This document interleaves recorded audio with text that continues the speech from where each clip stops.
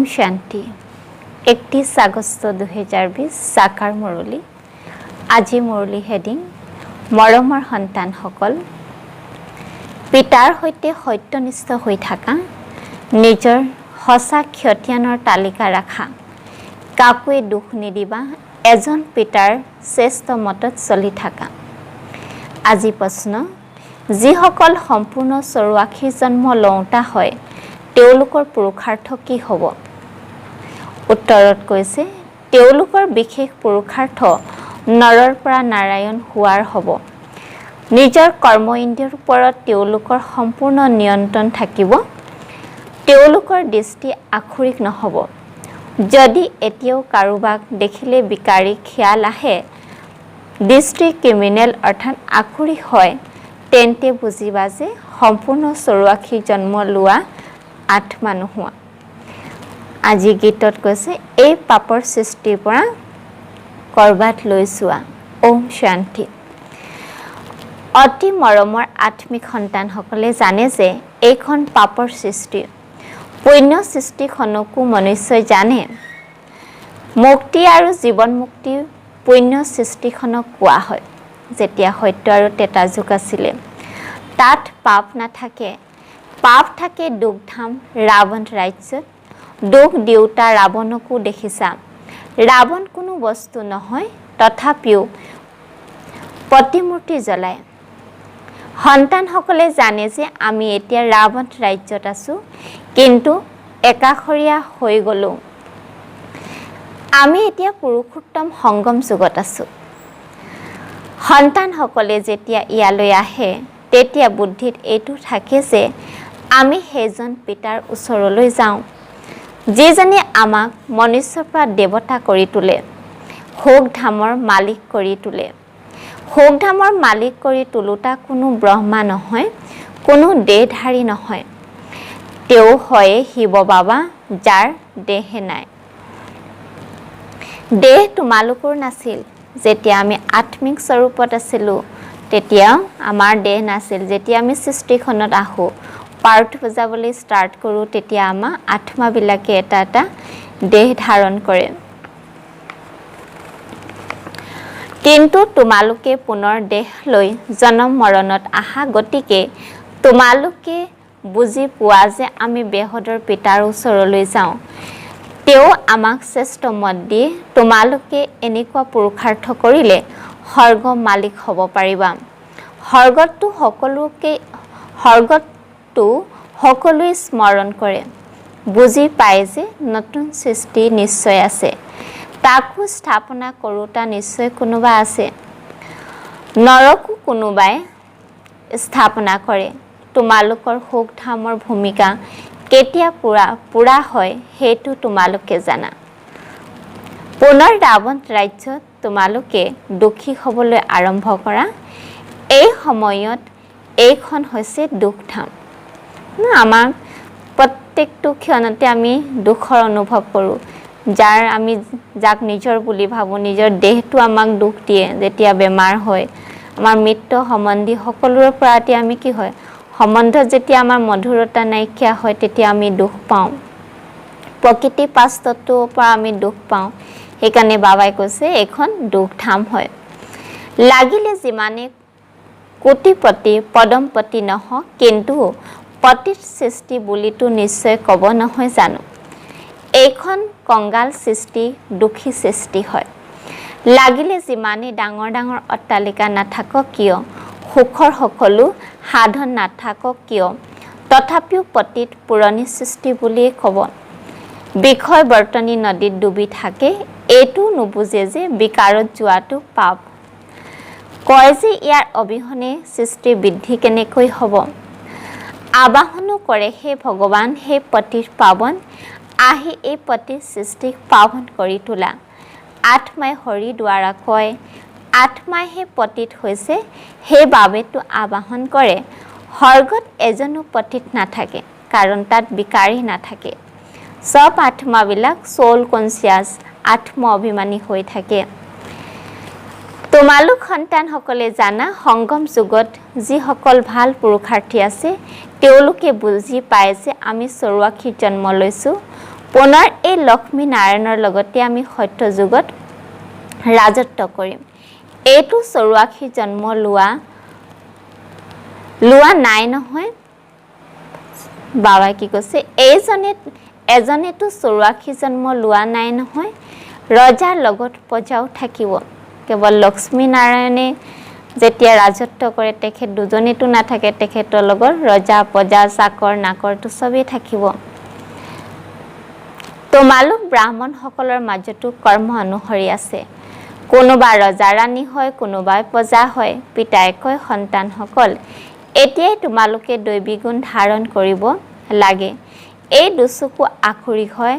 যদি কাৰোবাক দেখিলে বিকাৰৰ দৃষ্টি উৎপন্ন হয় তেন্তে তেওঁলোকৰ 84 জন্ম নহ'ব। তেওঁলোক নৰৰ পৰা নাৰায়ণ হ'ব নোৱাৰিব। যেতিয়া এই দুচকুৰ ওপৰত বিজয় প্ৰাপ্ত কৰিবা তেতিয়া কৰ্মাতীত অৱস্থা হ'ব। সকলো দৃষ্টিৰ ওপৰত নিৰ্ভয় কৰে। চকুৱে প্ৰতাৰণা কৰে। মোৰো দৃষ্টি আত্মাৰ প্ৰতি যায়। পিতাই আত্মাকহে বুজায়। কয়, ময়ো শৰীৰ লৈছোঁ, সেইবাবে কথা ক'ব পাৰোঁ। তোমালোকে জানা যে বাবাই আমাক সুখৰ সৃষ্টিলৈ লৈ যায়। কিমান দুখৰ দুনীয়াৰ পৰা সুখৰ দুনীয়ালৈ লৈ যায়। তেখেতে আহি পতিতৰ পৰা পাৱন কৰে। তো সেইকাৰণে তেখেতক কি বুলি কোৱা হয়? দুখৰ পৰা উদ্ধাৰ কৰোঁতা, উদ্ধাৰ মূৰত, আধাৰ মূৰত।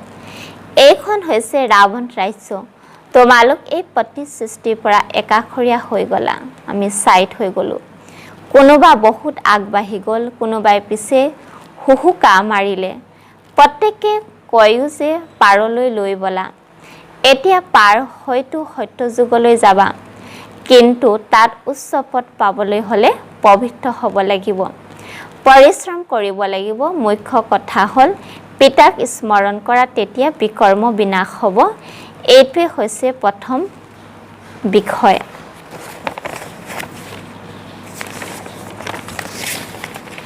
তোমালোকে এতিয়া জানা যে আমি আত্মাসকল ভাৱৰীয়া হওঁ।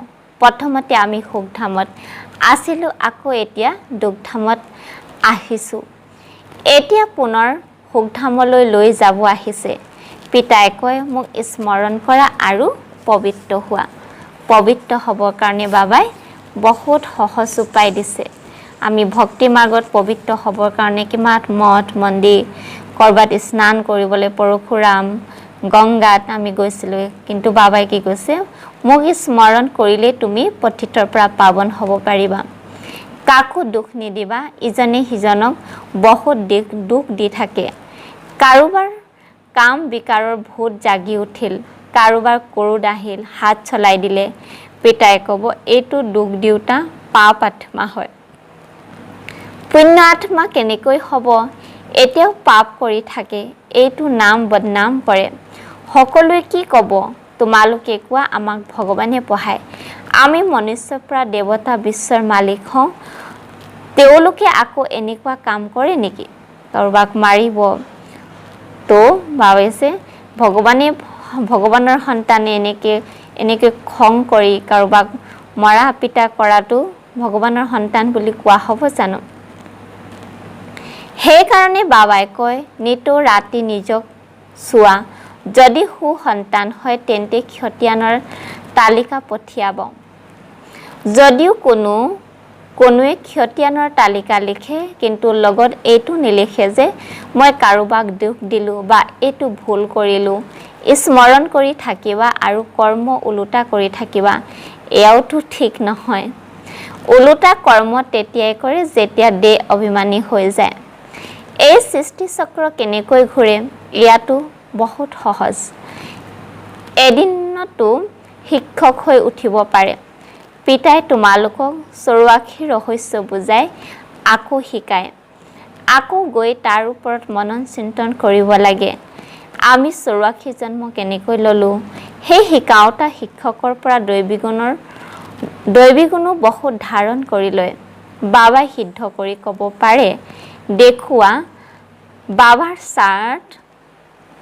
বাবা, মোৰ খতিয়ানৰ তালিকা চাওক। মই কাকো অলপো দুখ দিয়া নাই। এনেকৈ বাবাক দেখাব লাগে, বাবাৰ লগত কথা পাতিব লাগে। বাবাই ক'ব এই সন্তানটি বৰ মিঠা হয়, ভাল সুবাস ওলাইছে। শিক্ষক হোৱাটো ছেকেণ্ডৰ কথা, শিক্ষকতকৈও বিদ্যাৰ্থী স্মৃতি যাত্ৰাত আগত গুচি যায়। গতিকে শিক্ষকতকৈ উচ্চ পদ পাব। বাবাইতো সোধে কাৰোবাক শিকোৱানে, নিতৌ শিৱ মন্দিৰত গৈ শিকোৱা। শিৱ বাবা কেনেকৈ আহি স্বৰ্গ স্থাপনা কৰে, স্বৰ্গ মালিক কৰি তোলে। বুজাবলৈ বহুত সহজ হয়। বাবালৈ খতিয়ানৰ তালিকা পঠিয়াই দিয়ে, বাবা মোৰ অৱস্থা এনেকুৱা। বাবাই সোধে সন্তানসকল কোনো বিকৰ্মটো নকৰা, কুদৃষ্টিয়ে কোনো ওলোটা কামটো নকৰাই নিজৰ আচৰণ চৰিত্ৰ চাব লাগে। চাল চলনৰ সকলো দৃষ্টিৰ ওপৰত নিৰ্ভৰ কৰে। চকুৱে অনেক প্ৰকাৰৰ প্ৰবঞ্চনা কৰে। নুসুধাকৈ কোনো বস্তু উঠাই অলপ মানুহ খালে তেতিয়া সেয়াও পাপ হৈ যায়, কিয়নো বিনা অনুমতিত উঠালা নহয় জানো। কাৰণ এইটো কি হয়, আমাৰ ভগৱানৰ যজ্ঞ হয়। আমি যিকোনো খাইছোঁ, কি কৈছোঁ, ভগৱানৰ যজ্ঞৰ পৰা খাইছোঁ। সেইকাৰণে আমি কি বুলি ভাবিব লাগে, আমি ঘৰত নাই, আমি ভগৱানে দিয়া যিকোনো বস্তু ভগৱানে দিয়া হয়, ভগৱানৰ যজ্ঞৰ পৰা আমি লৈছোঁ, বাবাই দিয়া হয়। সেইকাৰণে বাবাই কি কৈছে, ইয়াত নিয়ম বহুত আছে। শিৱ বাবাৰ যজ্ঞ হয় নহয় জানো।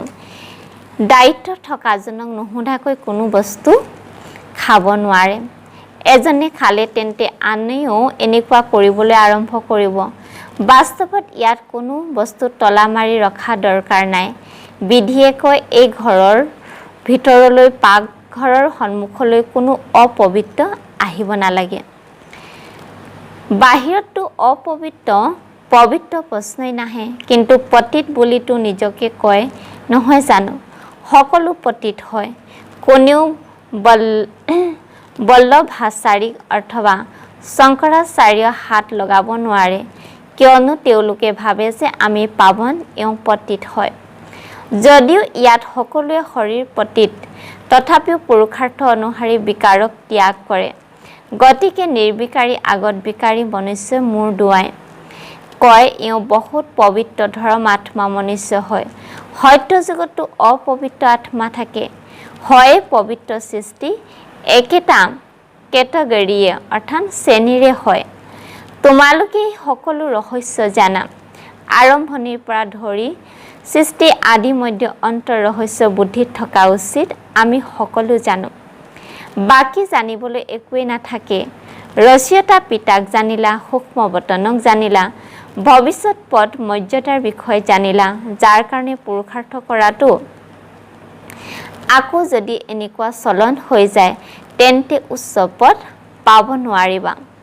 যদি কাৰোবাক দুখ দিয়ে, বিকাৰত যায় অথবা কুদৃষ্টি ৰাখে তেন্তে এয়াও পাপ হয়। দৃষ্টি পৰিৱৰ্তন হৈ যাওক, এই ক্ষেত্ৰত পৰিশ্ৰম আছে। দৃষ্টি বহুত ভাল হ'ব লাগে। চকুৱে দেখে এওঁ ক্ৰোধ কৰিছে, তেতিয়া নিজেও কাজিয়াত লিপ্ত হৈ যায়। শিৱ বাবাৰ প্ৰতি অলপো মৰম নাই, স্মৰণে নকৰে। মহানুভৱতা শিৱ বাবাৰ হয়। গুৰু আপোনাৰ মহানুভৱতা সেই সদ্গুৰু যিয়ে গোবিন্দ শ্ৰীকৃষ্ণ সাক্ষাৎকাৰ কৰালে। গুৰু দ্বাৰা তোমালোকে গোবিন্দ হোৱা। কেৱল সাক্ষাৎকাৰ মুখ মিঠা নহয়, মীৰা মুখ মিঠা হ'ল জানো? সঁচাটো স্বৰ্গলৈ নগ'ল, সেয়া হৈছে ভক্তি মাৰ্গ, তাক স্বৰ্গ সুখ বুলি কোৱা নহ'ব। গোবিন্দক কেৱল চাব নালাগে, এনেকুৱা হ'ব লাগে। তোমালোক ইয়ালৈ আহিছা এনেকুৱা হ'বলৈ। কাৰ নিচিনা? লক্ষ্মীনাৰায়ণৰ নিচিনা। এইটো নিচা থাকিব লাগে যে আমি তেওঁৰ ওচৰলৈ যাওঁ, যিয়ে আমাক এনেকুৱা কৰি গঢ়ি তোলে। সেয়েহে বাবাই তোমাল সকলোকে এইটোৱে ৰায় দিয়ে যে খতিয়ানৰ তালিকা লিখা। চকুৱে প্ৰবঞ্চনাটো নকৰিলে, পাপটো নকৰিলেও চকুৱে কিবা নহয় কিবা কথাত প্ৰবঞ্চনা নিশ্চয় কৰে। চকু একেবাৰে শীতল হৈ যাব লাগে। নিজক অশৰীৰী বুলি বুজা। এই কৰ্মাতীত অৱস্থাৰ শেষৰ ফালে হ'ব যেতিয়া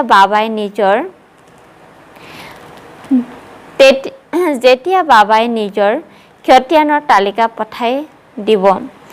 অৱশ্যে ধৰ্মৰাজৰ ৰেজিষ্টাৰত সকলো আপোনা আপুনি জমা হৈ যায়, কিন্তু যিহেতু পিতা হাকাৰত আছে সেয়েহে কয় হাকাৰে গম পোৱা উচিত, তেতিয়া সাৱধান কৰি দিব। কুদৃষ্টি অথবা দেহ অভিমানী হ'লে তেতিয়া বায়ুমণ্ডল অশুদ্ধ কৰি দিব। ইয়াত বহি থাকিলেও বুদ্ধিযোগ বাহিৰলৈ গুচি যায়। মায়ে বহুত প্ৰবঞ্চনা কৰে, মন বহুত উৎপতীয়া হয়। এই লক্ষ্মী নাৰায়ণৰ দৰে হ'বৰ কাৰণে কিমান পৰিশ্ৰম কৰিবলগীয়া হয়। বাবা ওচৰলৈ আহে, বাবাই জ্ঞানেৰে আত্মাক অলংকৃত কৰে। বুজি পোৱা যায় যে আমি আত্মা। জ্ঞানেৰে পবিত্ৰ হ'ম। এতিয়া শৰীৰো পবিত্ৰ হ'ম। আত্মা আৰু শৰীৰ দুয়োটাই পবিত্ৰ সত্য যুগত হয়। আকৌ আধা কল্প পাছত ৰাৱণ ৰাজ্য হয়। মনুষ্যই ক'ব, ভগৱানে এনেকুৱা কিয় কৰিলে? এয়া অনাদি ড্ৰামা ৰচি থোৱা আছে। ভগৱানে জানো কিবা কৰিলে? সত্য যুগত হয় এক দেৱী দেৱতা ধৰ্ম। কোনোৱে কয় এনেকুৱা ভগৱানক আমি স্মৰণেই বা কিয় কৰিম? কিন্তু তোমালোকৰ অন্য ধৰ্মৰ লগত কোনো মতলব নাই। যিসকল কাঁইট হৈ গ'ল সেইসকলে আহি ফুল হ'ব। মনুষ্যই কয় ভগৱানে কোনো ভাৰতবাসীকে স্বৰ্গ লৈ যাব নেকি? আমি নামানো। ভগৱানৰো দুটা চকু আছে নেকি? কিন্তু এয়াতো ড্ৰামাত ৰচি থোৱা খেল। সকলো যদি স্বৰ্গলৈ আহে তেনেহ'লে আকৌ অনেক ধৰ্ম ভূমিকা যেনেকৈ চলিব। নিজকে আত্মা বুলি বুজি ক'ব, এয়াতো ঠিক কথা। আমি পতিতৰ পৰা পাৱন নিশ্চয় হ'ব লাগে। স্মৰণ সেই এজনকে কৰিব লাগে। সকলো ধৰ্মতে ভগৱানক স্মৰণ কৰে। তোমালোক সন্তানসকলে এতিয়া এই জ্ঞান পাই আছা।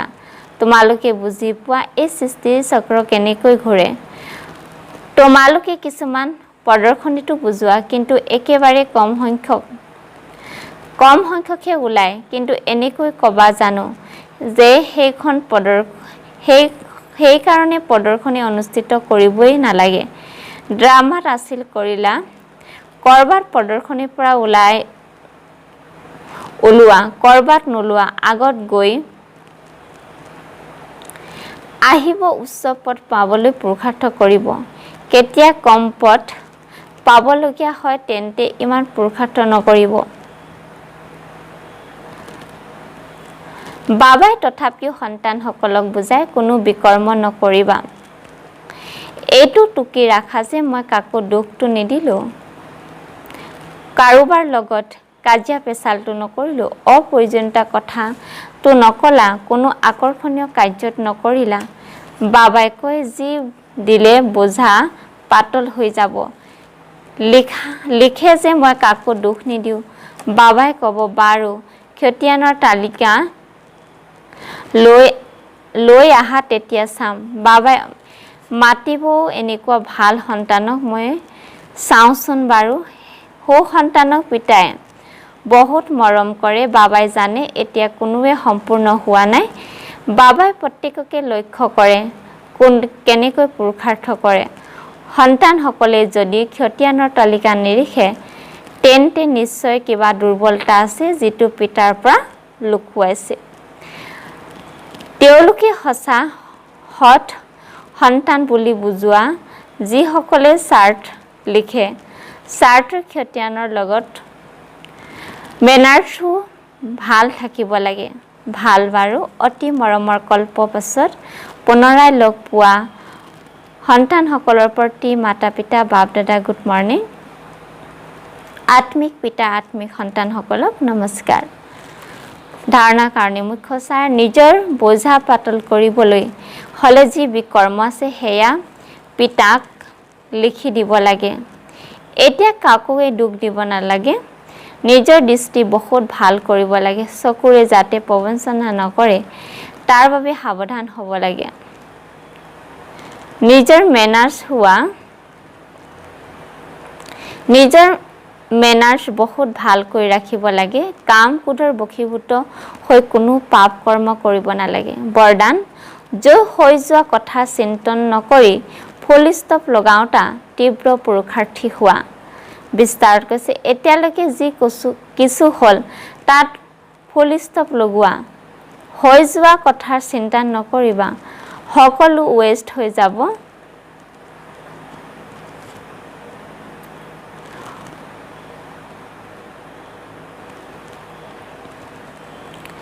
যদি কোনোৱে হৈ যোৱা কথাৰ চিন্তন কৰে তেন্তে সময় শক্তি সংকল্প সকলো নষ্ট হৈ যাব।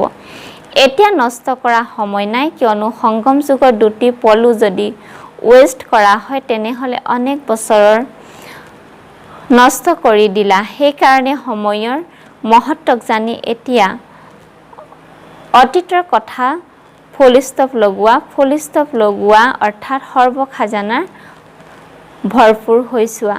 শ্লোগান যেতিয়া প্ৰতিটো সৎ কৰ্ম শ্ৰেষ্ঠ হ'ব তেতিয়া নিজৰ